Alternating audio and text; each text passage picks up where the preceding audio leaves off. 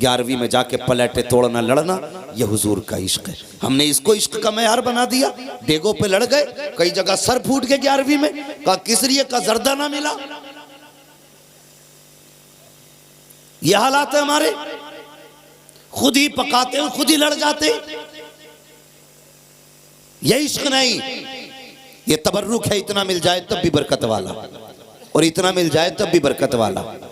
हाँ, अल्लाह खैर करे, समझाना मकसद है। और थोड़ा सा अकल से काम किया करो। 11वीं में मस्जिद में लड्डू बंटते हैं, किसी को ना मिले ना तो कहते इमाम साहब ने कम मगाए होंगे।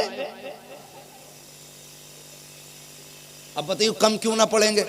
अमीर है तो 11 रुपए दे रहा, गरीब है तो भी 11 ही दे रहा, बीच का है तो भी 11 ही दे रहा। बताओ ये 11 रुपए हैं क्या? हैसियत अगर कहो कि 11वीं की निस्बत से 11 रुपए हैं तो फिर 1100 भी तो 11वीं की निस्बत से होते हैं। अगर हैसियत 1100 देने की है तो 1100 दे, 11,000 की हैसियत है 11,000 दे। लेकिन करते क्या है, हर घर से 11 रुपए आए, और 11 रुपए में कितने लड्डू मिलते हैं? अल्लाह सलामत रखे। कुछ लोग जानते हैं कितने मिलते हैं, कितने? 2। मान लो अगर एक एक भी बटा तो हमने मस्जिद में दिए 11 रुपए, हमारे घर से गए 6 बच्चे लेने। बताइए अंदाजा है कोई? 11 रुपए के 2 लड्डू मिले, 6 लोग लेने पहुंच गए, तो जो हमने दिया था 2 लड्डू तो हमारे मिल गए, बाकी के 4 कहां से आएंगे? इमाम साहब अपना गल्ला बेचें, महीने की तनख्वाह दें, लड्डू पूरे करें। गलत कह रहा हूं मैं? ये सही बात कह रहा हूं। तो ख्याल करें 11वीं को 11वीं के तरीके से मनाया करें। हाँ, लेकिन जिम्मेदारी इमाम ही है बेचारा कि लड्डू बचा लिए होंगे, पैसे निकाल लिए होंगे। कितने तो इतने अक्लमंद हैं, इतने अक्लमंद हैं, इधर मस्जिद में पैसे आने शुरू, वो कॉपी लेके बैठ जाते हैं। है तुम्हारे गांव में भी? अल्लाह सलामत रखे। तो क्यों है कॉपी? हमने लिखा इमाम साहब 10 रुपए जेब में न सरकार लें। अगर तुम्हें इतना एतमाद नहीं, जो मुसल्ले पे खड़ा है वो 10 रुपए चुराएगा, तुम्हारी नमाज हो जाएगी? एक चोर के पीछे नमाज हो सकती है? अगर नहीं हो सकती तो फिर नमाज छोड़ या फिर कॉपी छोड़। खुद भूल जाएगा 10 रुपए लिखना और कह देगा यार हिसाब में गड़बड़ी है। या एक के अगर इमाम ने 2 बार ऐलान कर दिया, उन्होंने डबल चढ़ा दिए, तो कहता 20 रुपए ज्यादा हो रहे थे, वो कहां है? तो ये खुराफाते करने का काम रह गया हमारा। इस दिन के लिए बचे थे हम। अगर अब भी नहीं सुधरेंगे तो कब सुधरेंगे? इश्क करो, हुजूर से वफा करो, हुजूर से प्यार करो, और हर आलिम का एहतराम ये सोच के किया करो ये मेरे हुजूर के इल्म का वारिस जा रहा है, इस नियत से किया करो। और हुजूर से इश्क करो। इश्क क्या है कभी समझा ही नहीं। हमने तो जर्दा खा लिया तो हो गए मुसलमान, बिरयानी खा ली तो हो गए मुसलमान। और उनसे पूछो जिन्होंने कीमतें चुकाई हैं इश्क की। अल्लाह अकबर। हजरत बिलाल को कोई नहीं जानता है, बच्चा बच्चा हजरत बिलाल को जानता है। एक एक बच्चे से पूछो बिलाल कौन है, तो कहेगा हुजूर का आशिक है बिलाल। कौन है? हुजूर का दीवाना है बिलाल। इश्क कैसा बिलाल का। अल्लाह अकबर। जब कोड़े मारे जाते थे ना, अहद अहद की सदाएं निकला करती थी। आपको दहकते दहकते हुए कोयलों पर लिटाया जाता। आज कहा जाए ना इस कोयले पे खड़ा हो वरना कलमा छोड़ दे, बंदा कह देगा कलमा छोड़ने तैयार हूँ, कोयले पे न चढ़ाइए। यह उनका इश्क था। उनको नंगी पीट करके कोयलों पे लटाया जाता, फिर उनकी खाल जलती, चर्बी पिघलती और कोयलों पे टपकती, वो बुझ जाया करते थे। फिर उनको कोयलों से हटाया जाता था, लेकिन फिर भी कहा जाता था बिलाल अब भी मान जा। तो मुस्कुरा के कहते थे जान तो दे सकता हूँ, दिया हुआ ईमान नहीं दे सकता हूँ। अल्लाह अकबर। ये इश्क था उनका। और इश्क हो हुजूर से तो फिर बंदा कहीं भी हो तन्हा नहीं होता है, अगर जंगल में भी सदा दे दे तो हुजूर का जलवा निगाहों के सामने होता है। यही बिलाल है। उमैया ने हाथ रखे तख्त के नीचे, दोनों पाए रखे हैं हाथ के ऊपर, और उसके ऊपर से बैठ जाता है। जब उंगलियों पर तख्त का वजन आया, उंगलियां फटी, खून बहा। पहले तो चीख निकली, लेकिन फिर बिलाल सुकून से लेट जाते हैं।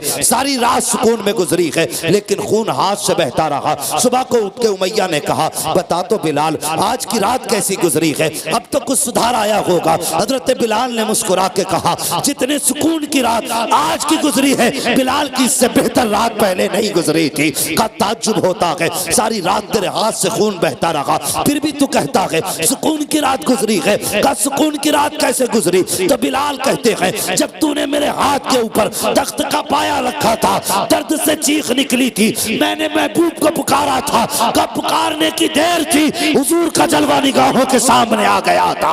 और जब जलवा सामने आया है तो फिर दर्द भूल गया। उनके इश्क की और हुस्न की मिठास ऐसी थी कि चेहरे में खो गया।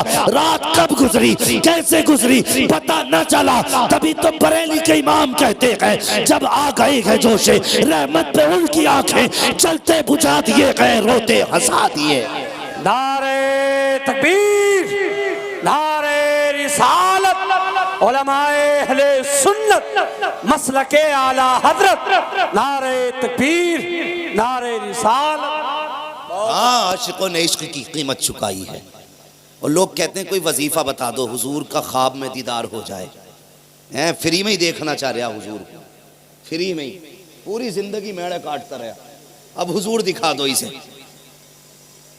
इतना सस्ता है हुजूर का दीदार। पता कब होता है दीदार हुजूर का? जब दिल टूटता है इश्क में हुजूर के, तब दीदार होता है। अगर चाहते हो ना हुजूर जीते जागते दीदार कराएं, तो सबसे पहला काम तो ये कि हुजूर पे दुरूद कसरत से पढ़ा करो। और दूसरी बात, कभी हुजूर के लिए दुख उठा के देखो। जब तुम दुख उठाओगे, खुदा की कसम आवाज देने की जरूरत नहीं है, हुजूर खुली आंखों से आपको अपना दीदार अदा करेंगे। हाँ, लेकिन इश्क तो होना चाहिए हुजूर से। हुजूर के नाम पे कुछ तकलीफें तो हम भी उठाएं। उस कौम से क्या उम्मीद की जा सकती है तकलीफ की, जिसे दाढ़ी में भी वजन लगता हो? दाढ़ी रखने में वजन है।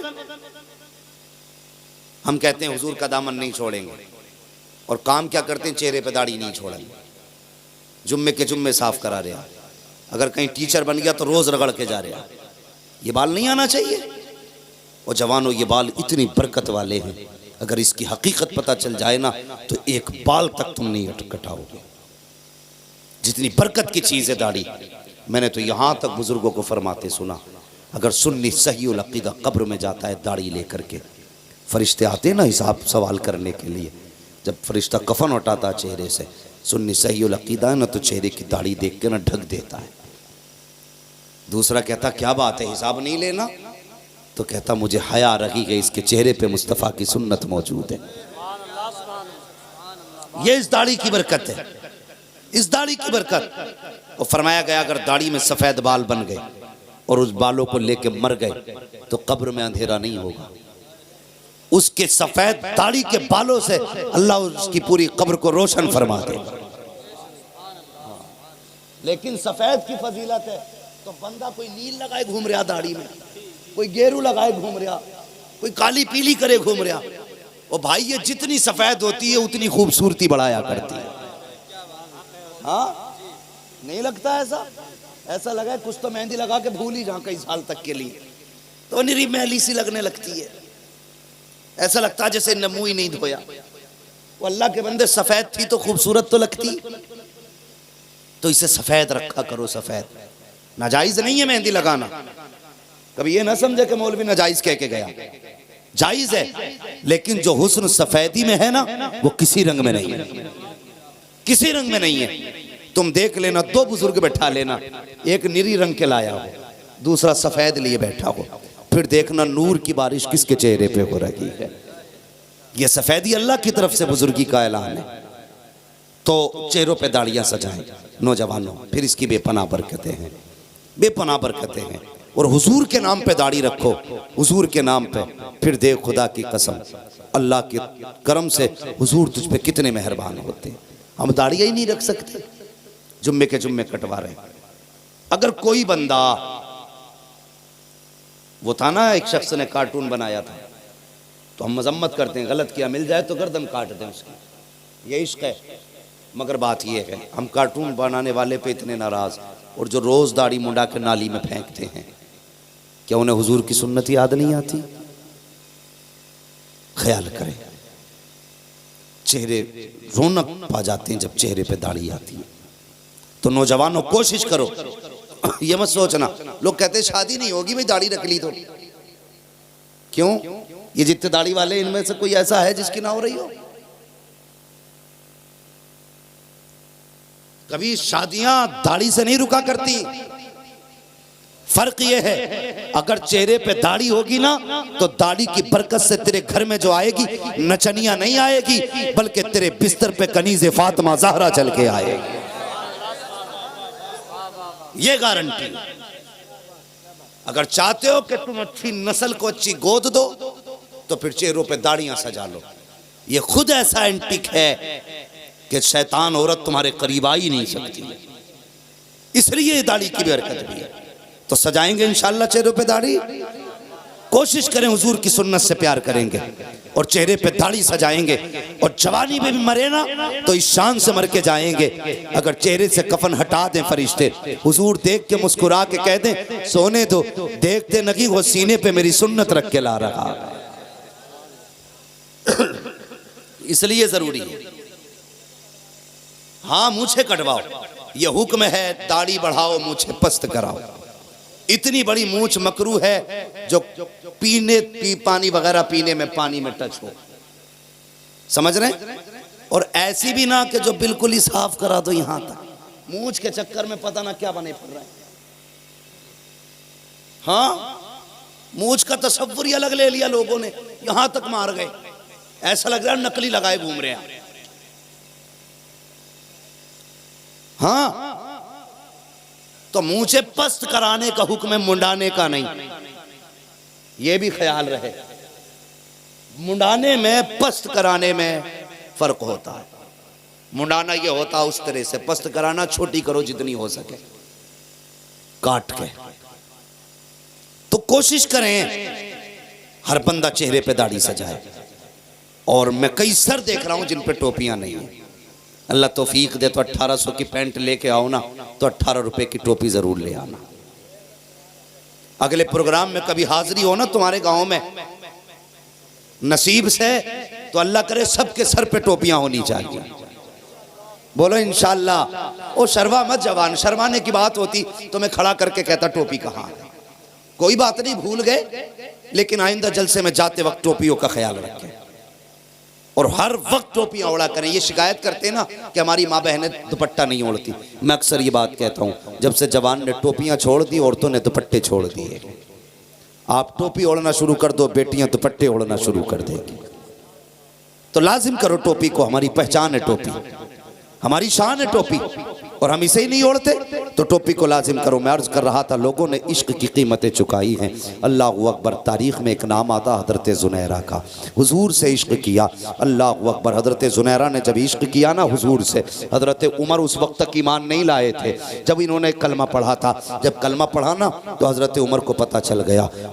बुलाया हज़रत ज़ुनैरा के मालिक ने, कहा देखो उमर ये कलमा पढ़ चुकी है। हज़रत उमर ने दुर्रे मारना, कोड़े मारना शुरू किए, या जो आपके पास चीज़ें थी मारने की उनसे मारना शुरू किया। अगर बात करें कि ये कोड़ा तो सल्तनत में था, लेकिन उस वक्त रिवाज था कोड़े मारने का, तो उस वक्त भी कोड़े मौजूद थे। जिस तरह से भी आपसे मारा गया, जब मारते मारते थक गए तब हज़रत ज़ुनैरा ने कहा था उमर पानी पी लो, फिर मारो। हज़रत उमर ने पानी पिया, फिर मारा, कहा कलमा छोड़, लेकिन कलमा नहीं छोड़ा। अल्लाह अकबर। वक्त गुजर गुजरता गया। हजरत जुनैरा ने कलमा नहीं छोड़ा कि एक दिन आप गुजर के जा रही हैं गली से, सामने से अबू जहल आ रहा था। जैसे हजरत जुनैरा को आते देखा, हजरत जुनैरा को करना क्या था कि अबू जहल आ रहा है, आहिस्ता हो जाना चाहिए था हुजूर का नाम जबान पर, लेकिन जब हुजूर के दुश्मन को आते देखा फिर आहिस्ता नाम नहीं लिया बल्कि जोर से हुजूर का नाम लेना शुरू कर दिया। अबू जहल को जलाल आ गया, करीब आया, कहा तुझे डर नहीं लगता? कहा किस बात का डर? कि तू मेरे सामने मेरे दुश्मन का नाम ले रही है। कहा तू क्या करेगा? कहा जान ले सकता हूँ। तो उसने कहा था,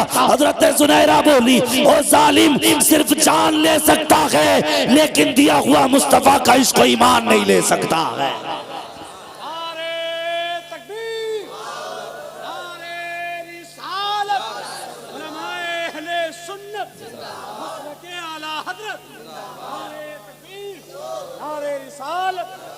ये हजरत जुनैरा